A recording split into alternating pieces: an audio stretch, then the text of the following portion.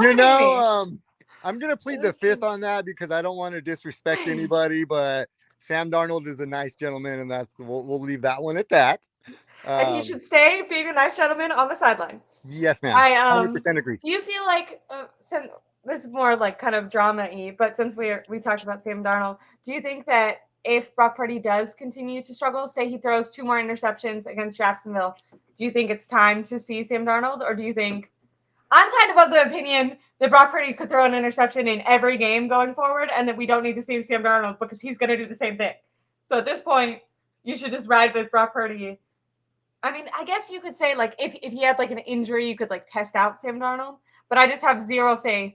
I think he'll perform better than he's ever performed on other teams. But I don't think just because if you're down here and like the standard is here and you play a little better, you can still play like here, and that's still way lower than you need to be. Yeah, I don't. Sam Darnold might play a little bit better with us, but at the end of the day, he's still going to be under distress because our O line Yeah, is, not good. So he's going to be terrible. under distress, and he gets hit once or twice because he's not a great decision maker. He's going to hold on to that ball and he's going to get hit. And as soon as that start Got happening, it. yep, there goes the picks. The picks start coming in. Brock, Yeah. I mean, he's barely reached what is 16, 17 games, as Yeah. far as the starter, Yeah, so he hasn't even played like a whole total season worth of no, games no. yet. And it's like if he throws a pick or two, throughout the season going forward, and a pick here, a pick there in the games.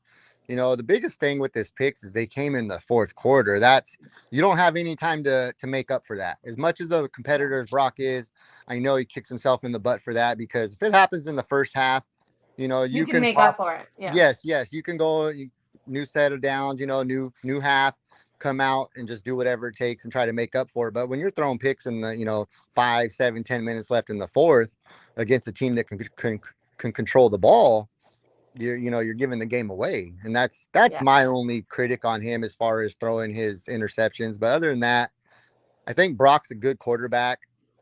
I need to see a I've little liked the bit. athleticism that he showed over the last couple of games, like when he's had to in the first few quarters. You've seen him.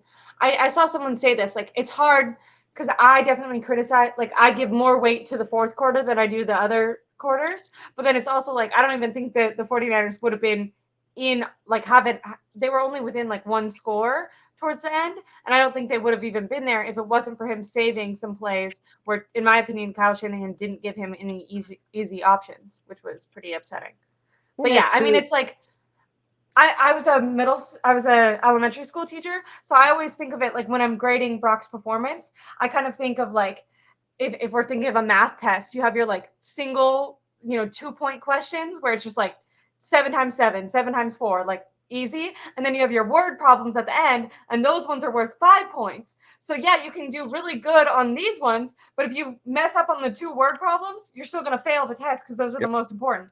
And that's how I look at the football game. Like I'm extremely impressed with the athleticism that we've seen from Brock Purdy, and he's even made some like on the money throws. He's also struggled with accuracy, but I'm thinking of that dart to Kittle last game was really impressive.